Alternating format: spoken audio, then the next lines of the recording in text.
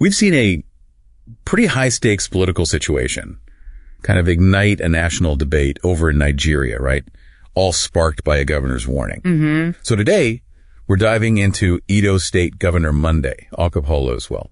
Controversial remarks. Yeah. Specifically, him saying that Peter Obi, the Labour Party's 2023 presidential candidate, would need security clearance before even visiting Edo State. Yeah, and our mission here for this deep dive is really to unpack all of that.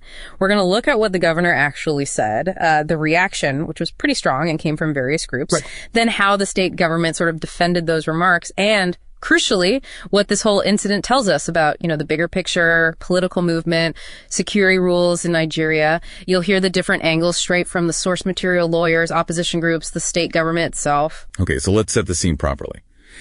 It all kicked off Friday, July 18th. There was a rally in Uromi, and Governor Okpebholo reportedly declared, and I'm quoting here, "A new sheriff Donde in town. In Peter Obi no-go, just come into Edo without informing me. Insecurity no-go day guaranteed. Wow. If anything happened to Am go get himself to blame. I know they joke." Pretty direct words. Extremely direct. And predictably, that sparked a really strong immediate backlash. You had human rights lawyer Femi Falana, for instance, jump right in. What did he say? He called it an illegal threat, plain and simple. Said it clearly violates Section 33 of the Nigerian Constitution, Article 4 of the African Charter on Human and Peoples, both guarantee the basic right to life. So fundamental rights being evoked there. Absolutely. And Falana even, pushed Peter Obi to think about legal action. He stressed how urgent it was, especially with issues like mob justice being prevalent. Okay, wow. That's serious. And it wasn't just legal experts, right? Political groups must have weighed in too. Oh, definitely. The African Democratic Congress, the ADC, and the Obidient Movement people like Bolaji Abdullahi and Dr. Yunusa Tanko, they came out strongly against it. And their angle?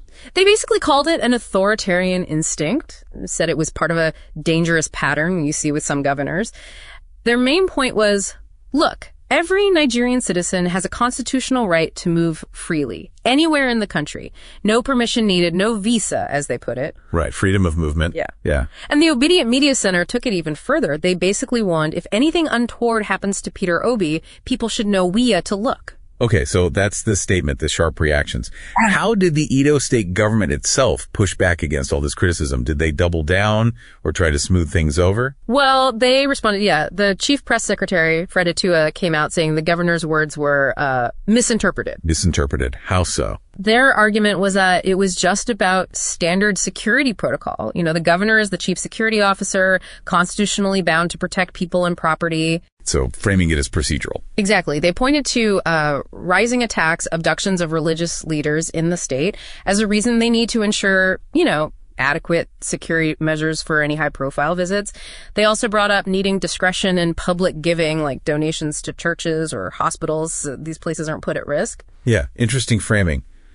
Security versus rights. That tension seems central here. But didn't Governor Okpebholo also make a specific accusation about Peter Obi's past? Something about detaining someone? He did, yeah. He claimed that Peter Obi, back when he was governor of Anambra State, had detained Nasir El-Rufai. Okay. And was that challenged? Oh, immediately. Yunusa Tanko, who was Obi's campaign spokesman in 2023 and used to chair the Inter-Party Advisory Council, called it a complete falsehood.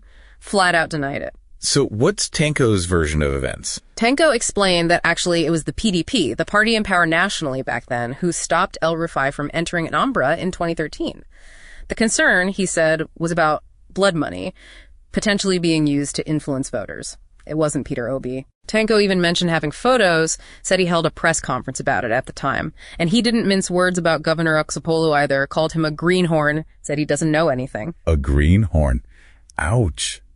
That definitely adds a layer of personal political friction to it all, doesn't it? It shows how these past events can get pulled into current fights. Definitely. And crucially, you mentioned this isn't just a one-off incident involving Peter Obi or restrictions on movement, right? There's a pattern. Yeah, that's important context.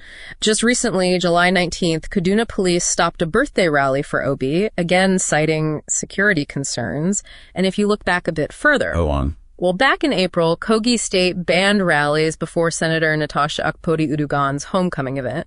They required prior clearance for security convoys. Okay. And also in April, Benue State's Governor Hyacinth Alia brought in a rule requiring clearance for high-profile visitors.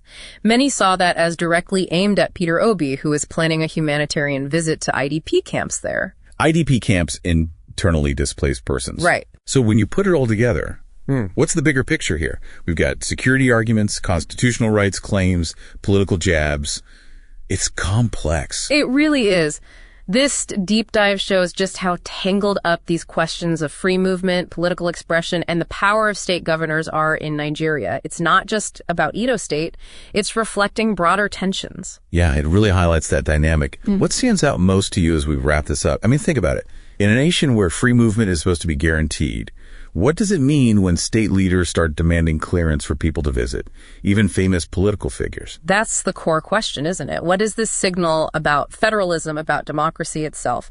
When security protocols start looking like potential barriers to political activity or even just basic movement, you have to ask some fundamental questions about how power operates and how rights are protected or perhaps infringed upon. It's definitely something to keep watching.